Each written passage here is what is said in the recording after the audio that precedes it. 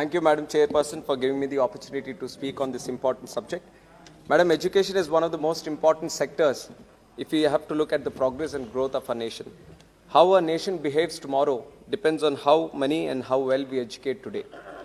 Madam, if health looks after the well-being of one person, education looks after the well-being of the whole society. And education will help us to fight poverty, discrimination, equality, and other problems that the society faces on a daily basis.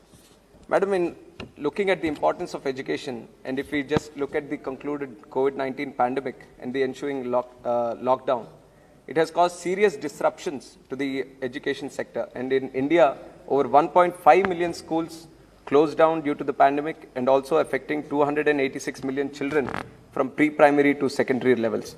This is in addition to the 6 million children who were already out of school prior to the COVID-19.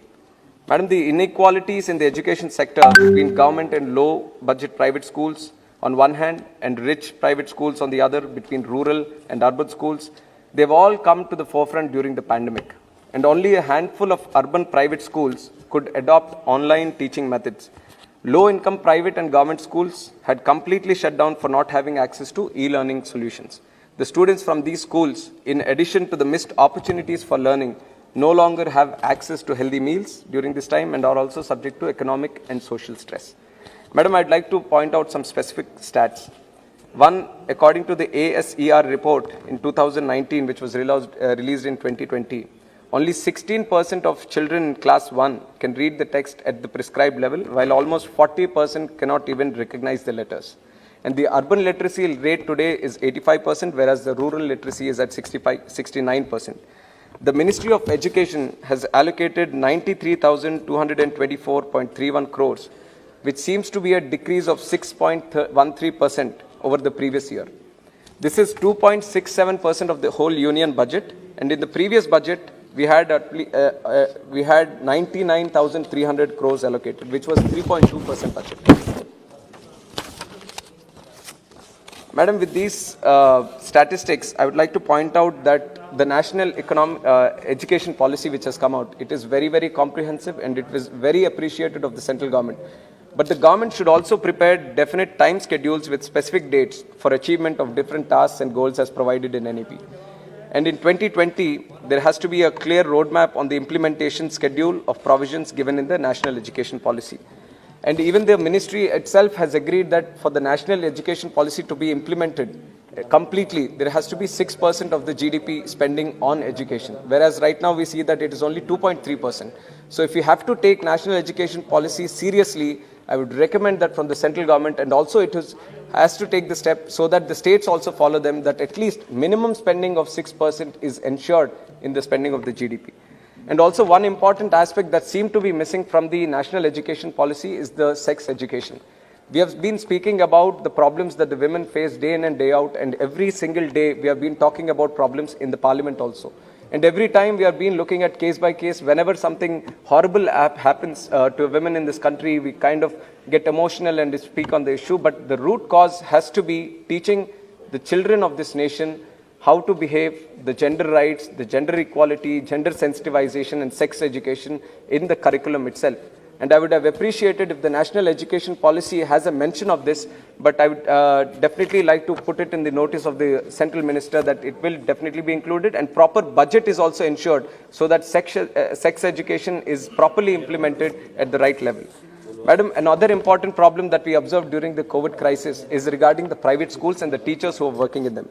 Private schools, almost 50% of Indian students study in private schools, madam. We can't ignore that sector, though we see that it's in the private sector. And even the students studying in the private schools have been exponentially increasing over the last 2 years. Due to the shutdown of schools during pandemic, the financial health of low-budget private education institutions has deteriorated, leading to many private teachers being laid off or not being paid salaries. Many moved on to different professions, and it was very, very sad to see what kind of work they were subjected to do during the COVID crisis. And some of them were even pushed to committing suicide also at this point. To avoid this kind of scenario in the future, a separate budget allocation and a scheme is needed to revive the financial condition of low budget private schools and provide certain protections to private school teachers also, madam, because they are contributing towards this educational sector on a large. And also coming to the state of Andhra Pradesh, I will have very specific, I'll conclude in 1 minute, very specific recommendations. We are sanctioned AIMS, IIT, NIT, IIM, ISAR, Central University, Petroleum University, Agricultural University and Triple IT under the AP Reorganization Act of 2014. And out of these 9 institutions, only 8 have been started. The remaining 1 has to be started. And also during the previous government under the leadership of Chandrababu Naidu Garu, all these institutions were provided land so that the permanent campuses can be built. But my request to the Honorable Minister right now is that for operationalizing these institutions, we need approximately 11,000 crores so that the permanent buildings are taking place and all this. But we have not got enough funds in this budget. So I would request him to go back and look at proper funding for the educational institutions which have been promised to Andhra Pradesh, especially the one in JNTU in Anantapur. Only 60 allocation was 60, whereas the it's in the revised estimates it shows as 4.80. Madam, 1 point, madam. And also I've seen that other MPs have also raised this, which is regarding the Kendriya Vidyalayas. I would definitely support the request that they put in. We need more seats allocation for Kendriya Vidyalayas, and specific to my constituency, I would like to request the central minister to open another Kendriya Vidyalaya in my constituency in Palasa region, so that many of the people who are working in central institutions can benefit from this. Thank you very much, madam. మరి మీరు చేయలేరు బాగుంది కాబట్టి ప్రపంచంలో ఎవడో చేయకూడదు కదా. మరి నేను ఎలా చేస్తున్నాను? నా దగ్గర పంపించండి. 1,00,000 మందికి తగ్గి చూపిస్తా, ఇంక్లూడింగ్ టైప్ 1. 1,00,000 మంది, 1,00,00,000 మంది చేస్తే 1,00,00,000 మందికి తగ్గి తీరుతుంది అంతే. దట్సాల్. ఇది నేను 5 ఏళ్ల క్రితం చెప్పా, ఇప్పుడు చెబుతున్నా. అంత కాన్ఫిడెంట్ చెబుతున్నా. నాకున్న అర్హత ఏంటో నువ్వు అడుగుతావమ్మా. ఇవాళ నేను క్యూర్ చేసినంతమంది, డయాబెటీస్ రివర్స్ చేసినంతమంది పేషెంట్స్ని ఈ ప్రపంచంలో అందరూ కలిపి నాలో 1,00,000 మంది కూడా తగ్గించరా.